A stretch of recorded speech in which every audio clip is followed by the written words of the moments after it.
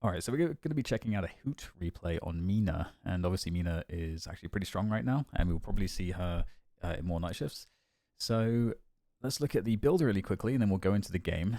And to start with, we can see that there's a lot of spirit items. Obviously, all of your abilities are very spirit dominant in terms of damage, and so we want to buff that up as much as possible to make Mina as dangerous as possible. So Improved Spirit, obviously just nice because we get a little bit of regen, and we get obviously also the all of this spirit power straight away. So we're kind of going to that immediately. Then Cold Front is also really nice because if you're trying to close a distance, obviously this is a great way to secure kills and get some extra burst spirit damage. Mystic Burst, sorry, that's obviously going to go really well with Love Bite procs, especially, or connections with the Rake. Lots of extra damage. Just a bit more tankiness because we're kind of squishy. Quicksilver reload on to the Rake as well. That's going to, again, just further our ability to get kills because typically, we're going to be up close with Rake. So it should, in theory, theory be the case that you're going to be unloading all of your ammo. You can strategically time this and ensure that you get the kill. Extra stamina, which is really nice because we're going to be bouncing around in the air with our Sanguine Retreats. And then the Cult of Sacrifice is just a generally very good item at the moment, in addition to just getting you more, just more money. Obviously, it pays for itself like reasonably quickly. You also have for like, let's see, 160 seconds plus 10% fire rate, plus 100 bonus health, and plus 15% ability range, which is, I think, the ability range is kind of nice, especially with the Rake, obviously making it a little bit more effective, and Sanguine Retreat, making that cast range a little bit further as well, is kind of a nice buff. So this item is pretty nice right now. You're going to see it pretty commonly. Debuff Reducer, Debuff Remover. This can often be very specific to the, of course, the game that you're playing and who you're up against. But obviously, if you are not getting locked down by any abilities, you can remove them. You can always just Sanguine Retreat away. So it just makes you even safer in respect to how you're going to be like roaming around the map and avoiding getting locked down by things. And then we get Surge of Power as well, which just makes Rake even stronger. Tank Buster, we're really starting to do a lot of spirit damage here. And that's kind of just the general theme. As soon as you get to Spirit Burn, obviously, you're going to be pumping out damage because of the Love Bite connections. Getting the procs on these are going to be really nasty in terms of damage output. So let's take a look at the game with Hoot. You can see that he kind of dominates this one. So let's check out the replay and just kind of look at the decision making for Hoot and how everything goes in terms of the early laning phase and the rest of the match. It's gonna be interesting to see precisely how Hoot plays this. Looking at the opponent's lineup, you got Abrams, Pockets, Holiday, Hayes, Shiv, and Doorman. So we'll have to see how that turns out. We got someone late to join the game. Let's go ahead, 60 seconds. There we go. So we're actually laning with Listic. I believe this is Listic. Yeah, it is. So Listic, obviously, another player that is very, very, very good. So we like to see that. We like to see lanes that are in lane setups in these matchmaking games that are more optimized because it just teaches us more. All right, so just initially we're focused on trying to push the wave. We're not really thinking about damaging the opponents too much. They're trying to get some pressure on us, but we are limiting the range of, or rather the line of sight to ourselves. And we have Rake. There we close the distance to get the Rake. We don't have Love Bites just yet. So that's also another reason why it's probably not going to be super valuable to even think about pressuring the opponents just yet. So still just limiting the damage that we could possibly be taking. We really want to just keep the wave pushed. Obviously, we want to be able to get to our items first. We want to be able to get to Love Bites before we can really start pressuring effectively. You got Victor there that's being played by Listic. So Victor, or rather Listic on Victor, will be able to apply a lot of pressure, and that's kind of the focus there. We talked about this dynamic where often a good lane pairing is about splitting up the jobs, and that's going to be really effective. So having a player that is playing a hero that's going to be able to take care of the pressure at a given moment, and a player that's able to take care of the wave pushing at a given moment is also really important, because you kind of want to balance both of these things, because those are the two main jobs that you need to do, because those are the two things that get you to the opponent's tower and get your creeps crashing in on them. And so that's what you're trying to always do in these early laning phases. We talked about it in the previous VOD with Pocket or Ido on Pocket, where in that particular matchup, where I believe he was with a Warden, it was just the case that the Warden was the stable presence in the lane, whereas Ido was able to continually use his abilities like to pressure, just constantly barraging, getting these really good spots to do it from, and threatening always with his, the ability for him to be able to like jump in, barrage, use the satchel and then cloak TP away from trouble, but just like being able to get on top of the opponents constantly, creating all that pressure, which was very dangerous. And then obviously Warden is really nice as well to like force opponents back because of the blanking on the name of it right now, but the ability to to stun your opponents.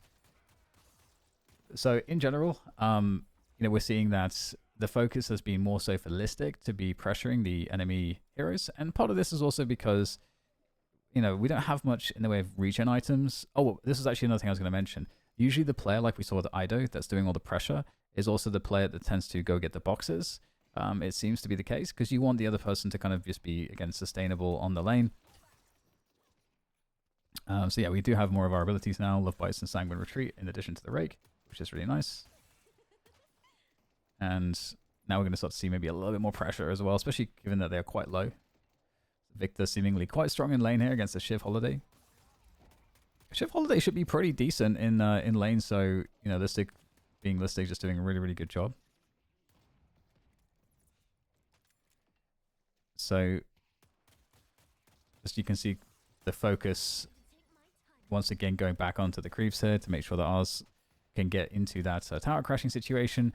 And you can see now we're at the point where our damage output's pretty crazy. And look, yeah, a dive opportunity is there. We are able to use our Sanguine Retreat to actually aggressively close the distance. And it seems like Victor's gone down, so that's not the best.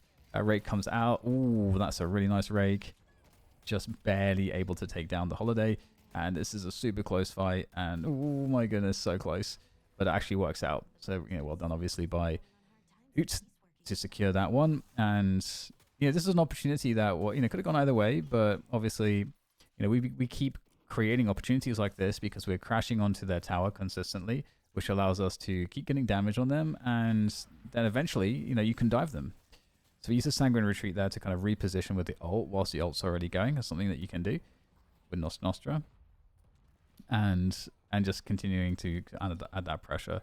And good movement here to try to like limit the damage and just like juke as much as possible, which gives Victor time to help out, which obviously is really nice. And another thing too about pressuring the opponents, again, never forget that the main objective is to take down the Guardian. That's the main objective, to get that down as quickly as possible, because that opens up so many opportunities and makes the lane much more unsafe for your opponents. It gives you the opportunity to leave someone on lane and then start roaming yourself. There's just so many things that you can suddenly start to do. Also, when the Sinners come up at 8 minutes, you essentially can just much more freely take control of that position and take the Sinners away from them. So, these are some of the few reasons that taking the Guardian as quickly as possible is really key to do. And just always remember that is your main objective.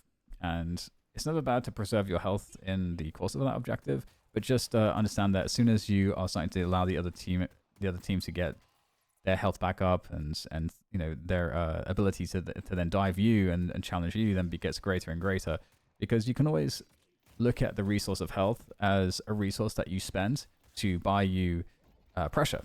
For example, like you're going to lose some health when you go for pressure. So we're going to take this fight here. So you can see, by the way, the benefit of having the Guardian. Like we're able to get really deep in this lane, and it also creates like a pressure to deal with this situation for the other team to maybe put some more resources into dealing with the pressure that we're applying. So we're really, really, really pushed.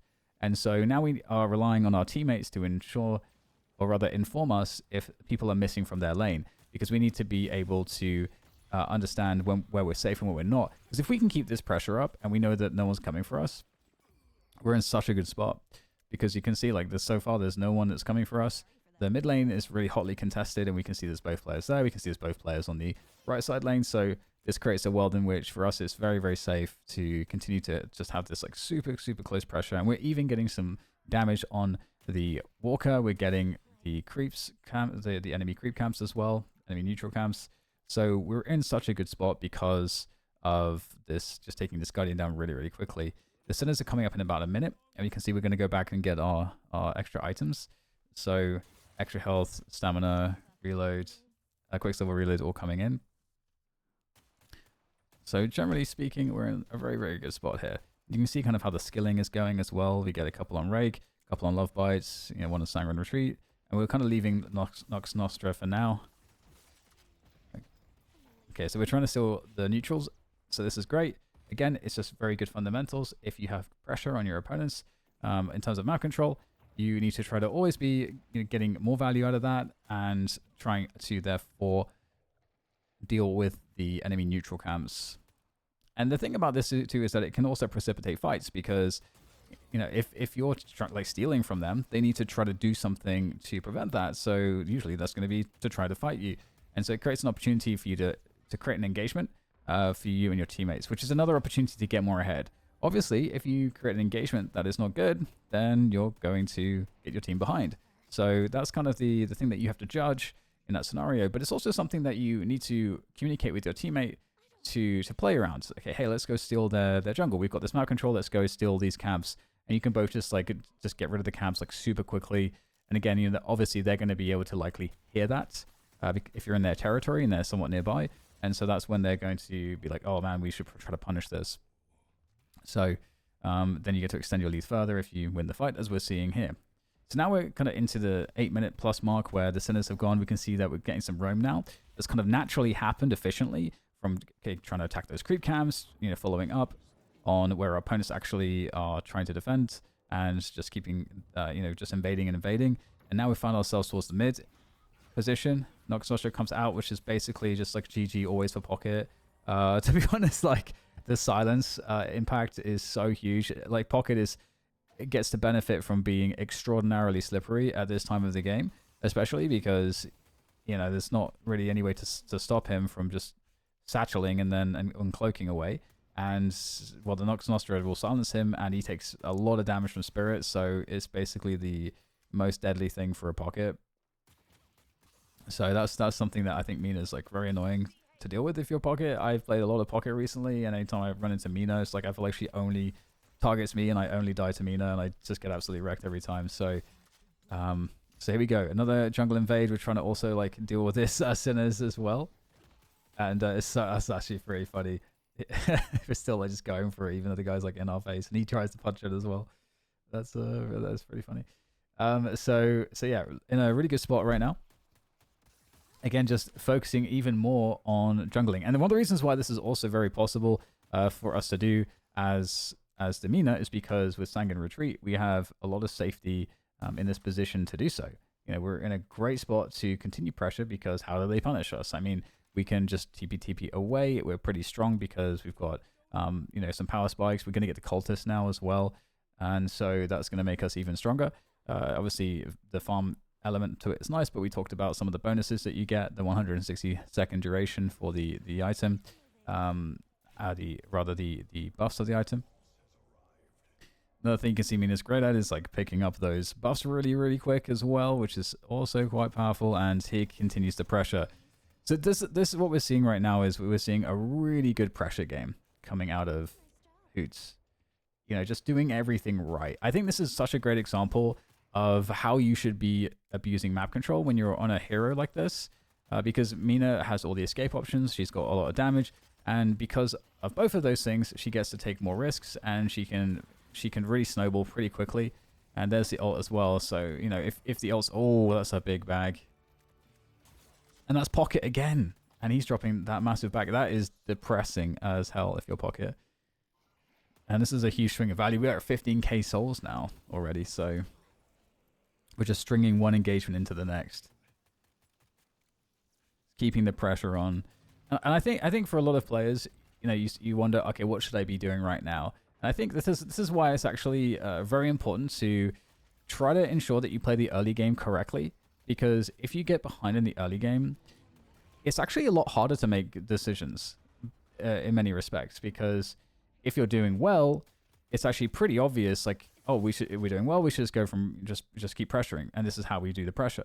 like go from camps to camps, and by going to the different camps, we force fights where we're a little bit ahead. So we're going to likely, hopefully, win those fights unless we really misjudge it. So like the decision making is actually a little bit easier in that respect. But if you're kind of even or behind, it actually gets harder to make good decisions, because if you make a mistake with your decisions and you go a bit too aggressive, then you might just get behind more, which makes the situation even worse, and it's even harder to come back. And then if you're in a situation where you are even, the temptation can often be to be too passive because you don't feel confident enough to try to create an advantage. But then you're more likely to fall behind because you're just sort of being inactive. And especially if you're on a hero that is very good at being aggressive, you know, if you just start going to a passive mode, or just like over farming a lane as opposed to roaming and trying to create fights, then you're probably taking farm away from your team, and you're also creating a spot where it's much easier for the opponents to maneuver around the map and do what they want to do. So you're just giving up space. So these are like some of the common errors that happen, and the common ways that we, you know, when we're in that spot of, okay, I feel like we're kind of even or behind, where mistakes get made to make you more behind, or mistakes get made to make it harder to make decisions. So yeah, you know, always make sure that you understand where you can kind of try to force fights, and understand that being able to invade jungles and to create fights that way kind of first relies on the initial step of securing control, some level of map control, like lane control or whatever it might be. And there's different opportunities to get that lane control, either just by pushing a lane, or like a situation like this, which we can see on the minimap, where lots of players are congregating towards the left side, keys to the urn potentially, and such good damage, man. Mina's damage output is kind of crazy, although we are really ahead of all these players, so we're kind of snowballing it like crazy right now. But you understand what I mean. Like first think about map control, and then think about the opportunities for kills you can get off of that map control. And this is actually, I thought that was a little bit sketchy, because we are kind of squishy, but you can see that doesn't really matter too much. Ooh, so close, so close. Well, so things are snowballing really hard right now, and I think I covered a lot of, most of the points that I wanted to make. Mina's gameplay is pretty straightforward, and I think this is a good example of if you have a good, like how to have a good early lane. Some of the dynamics, I think we outlined those pretty clearly, and we also outlined some of the dynamics around what to do after that advantage, and some of the pitfalls that people fall into as well. So I think we've covered a decent amount here. I think the rest of this game is going to just be continue of the snowball, and continue. I mean, we know that it is based off of the statistics. So yeah, I think this is a good spot to close it down. So thank you guys for watching another of these VOD reviews. I hope you are enjoying them, and let me know what you think, and I'll catch you on the next one.